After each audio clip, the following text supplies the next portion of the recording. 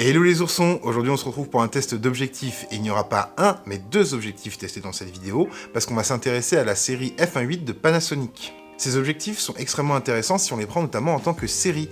En effet, Panasonic a mis énormément l'accent sur avoir quelque chose de cohérent, quelque chose d'uniforme, afin de vous permettre de réaliser vos vidéos et de gagner énormément de temps, vous le verrez, lors de la manipulation de votre appareil. Globalement, ce ne sont pas les objectifs les plus qualitatifs que vous trouverez sur les appareils photo Panasonic ou en monture L. On trouve notamment des Sigma Art qui ouvrent à 1.4 qui sont exceptionnels, et bien évidemment la série S Pro de Panasonic avec le 50 mm 1.4 aussi, qui lui est vraiment un objectif de tous les superlatifs. Là, ici, on n'est pas là pour avoir la meilleure qualité optique. Alors, quand même, je vous rassure tout de suite, on est sur de bons objectifs, et en vérité, aujourd'hui, c'est très dur de trouver de mauvais objectifs. Non, aujourd'hui, on est sur une série qui est faite pour être uniforme, cohérente, et surtout qui soit utilisable dans la vie de tous les jours, notamment quand on a une activité professionnelle qui dépend de la vidéo. Alors, est-ce que Panasonic a réussi à faire une série d'objectifs qui soit cohérent, intelligent, et qui soit vraiment utilisable pour un tarif qui reste très modéré? C'est ce qu'on va voir tout de suite dans cette vidéo.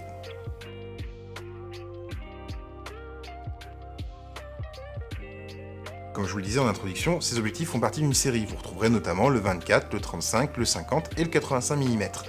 Toute la série ouvre à 1.8 et, chose exceptionnelle, toute la série a le même form factor.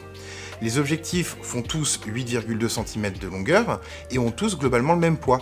A savoir que ici, par exemple, entre le 50 et le 85, vous avez uniquement 50 petits grammes de différence. Ils ont bien évidemment le même diamètre de filtre qui est à 67 mm et sont constitués de la même façon à l'intérieur et notamment avec le diaphragme qui est à 9 lamelles. Comme vous pouvez le voir, rien ne différencie ces objectifs physiquement, hormis les marquages qui vous indiquent si c'est le 50 ou le 85. Et c'est bien là toute la force de cette série. Il faut bien comprendre que globalement en vidéo, on va essayer d'avoir toujours des séries d'objectifs qui soient uniformes.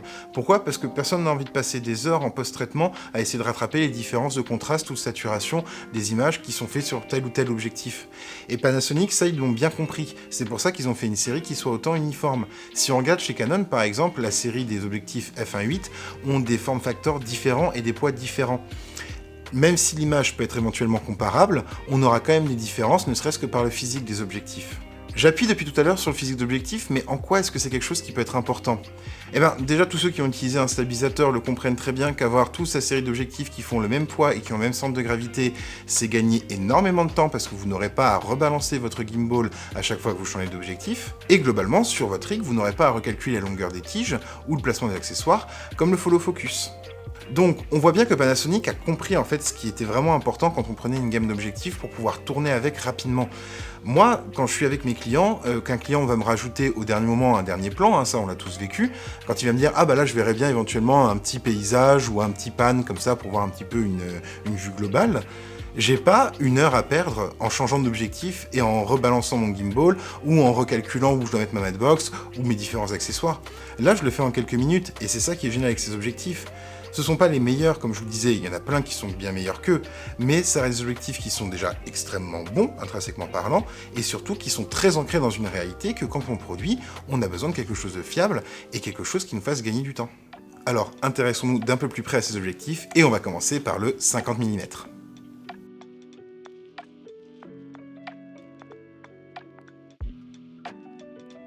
Le 50 mm est une focale très appréciée en photo et en vidéo. Vous le savez peut-être, mais en fait il s'agit de la focale dite standard, c'est-à-dire celle qui reproduit le mieux le champ de vision et la construction des perspectives de la vision humaine. Panasonic nous propose ici un objectif 50 mm très bien fait. Il est compact, très léger parce qu'il pèse uniquement 300 grammes et va parfaitement avec des appareils photo comme le S5 II ou le S5 IIX. La construction est en plastique, mais reste quand même relativement bien faite, et l'objectif, tout comme le reste de la gamme, profite d'une tropicalisation. Ça peut être assez pratique lorsque vous tournez en extérieur et que vous avez un petit crachin qui vous tombe dessus. Je vous le disais, donc le 50 mm est très apprécié comme focale, par son côté très naturel, par son rendu très proche de l'œil humain. Il a une formule optique qui est très sérieuse, avec tout ce qu'il nous faut de verres anti-distorsion et anti-aberration chromatique, qui sont d'ailleurs très bien gérés. La netteté est excellente, même si à pleine ouverture on retrouvera les habituels bords un petit peu mous, et globalement lorsqu'on passe à f2.8, tout disparaît complètement.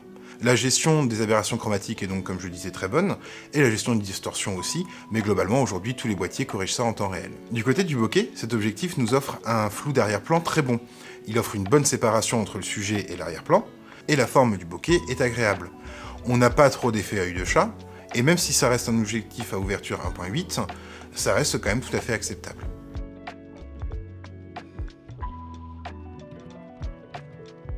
Du côté du 85 mm, on va retrouver les mêmes caractéristiques que pour le 50 mm, à savoir 8,2 cm de longueur, un poids d'environ 300 grammes, en l'occurrence 350 grammes, et un diaphragme à 9 lamelles. Pour la formule optique, c'est pareil, on a tout ce qu'il nous faut en verre anti-distorsion et anti-aberration chromatique. Et globalement, la construction reste très similaire. Lors de mes essais, j'ai pas remarqué particulièrement d'aberration chromatique ou de distorsion, et en tout cas, cet objectif s'est comporté de la même façon que le 50 mm. Et c'est bien l'intérêt de cette série, comme je vous le disais, que vous utilisiez le 35, le 50 ou le 85, vous obtiendrez des résultats similaires. Mais allons voir ce que donne cet objectif dans la vie réelle. J'ai eu l'occasion de suivre une compagnie de théâtre avec qui je travaille régulièrement, notamment pour la réalisation d'affiches et de photos, lors de leur sortie de résidence pour la création de leur nouveau spectacle L'île des esclaves de Marivaux. J'ai pu donc les suivre toute la journée, dans leur préparation, jusqu'à la représentation finale du soir. J'ai utilisé le 50 mm et le 85 mm, en stabilisateur ou à main levée, et on va pouvoir voir ce que donnent ces objectifs.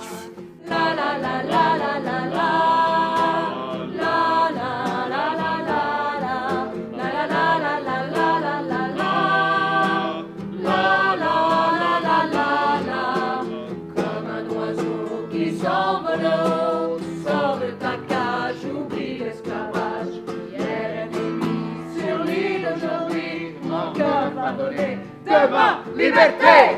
La la la la la la la. La la la la la la. La la la la la la la la. La la la la la. Du côté de l'autofocus, bah écoutez, je peux pas dire grand chose dans la mesure où j'ai pas encore reçu mon Lumix S5 2X. On est toujours sur l'autofocus à détection de contraste.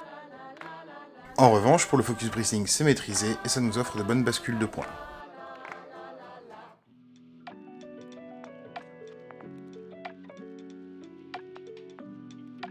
Voilà les oursons sur ce qu'on pouvait dire sur cette série d'objectifs f1.8. Comme vous l'avez vu, ils sont quand même bourrés de qualité, malgré leur prix qui reste quand même très accessible, mais je trouve que pour des objectifs polyvalents tant photo que vidéo, la série est vraiment excellente. D'ailleurs, vous remarquez ici que quand je m'en sers, je monte une petite bague pour pouvoir utiliser un follow focus. Je vous conseille les bagues small rig qui sont adaptées à la taille de vos objectifs et non pas les bagues avec petite fermeture. Ça vous permet de garder le focus continu sans forcément arriver à en buter de la fermeture. Sur la bague de focus d'ailleurs, petit détail qui est quand même assez appréciable, vous pouvez choisir sur votre boîtier Panasonic l'angle de rotation de la bague. Ainsi, vous pouvez déterminer qu'il vous faut faire un 360 degrés pour passer d'un point de focus à un autre, ou un petit 90 degrés. C'est quand même très appréciable, parce que quand vous faites une bascule de point, si elle est longue ou courte, vous pouvez configurer l'angle de la rotation, et donc ne pas avoir à pomper pendant des heures sur votre follow focus.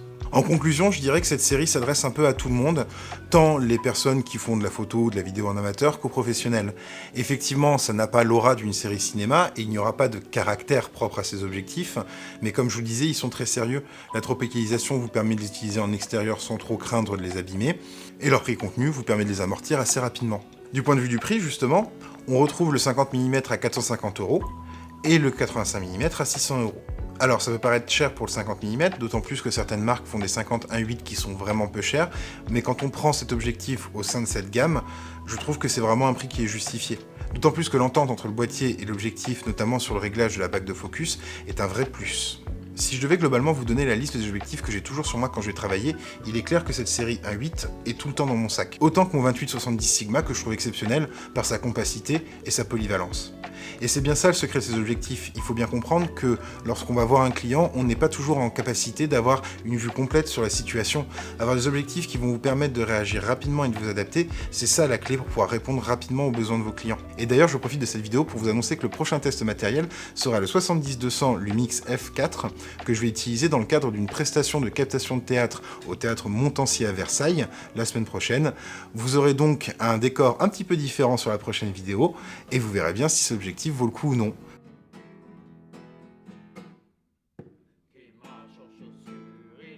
Comme je vous disais dans la vidéo, je vais revenir un petit peu sur la compagnie que j'ai suivie. La compagnie s'appelle Aller-Retour Théâtre, vous avez les liens en description, et ils ont donc monté un spectacle qui s'appelle L'île des esclaves. Ce texte part d'une île où échoue un bateau avec des maîtres et des esclaves, et sur l'île, en fait, il y a une inversion de la hiérarchie.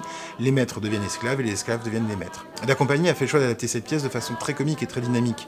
Et à vrai dire, en fait, ils sortent d'une école de comédia où le théâtre est vu comme quelque chose de populaire qui se joue devant tout le monde et qui est compréhensible et accessible à tous. Je vous conseille vraiment d'aller les suivre et de regarder leurs prochaines dates, parce que vous passerez vraiment un bon moment, autant que j'en ai passé un à travailler avec eux.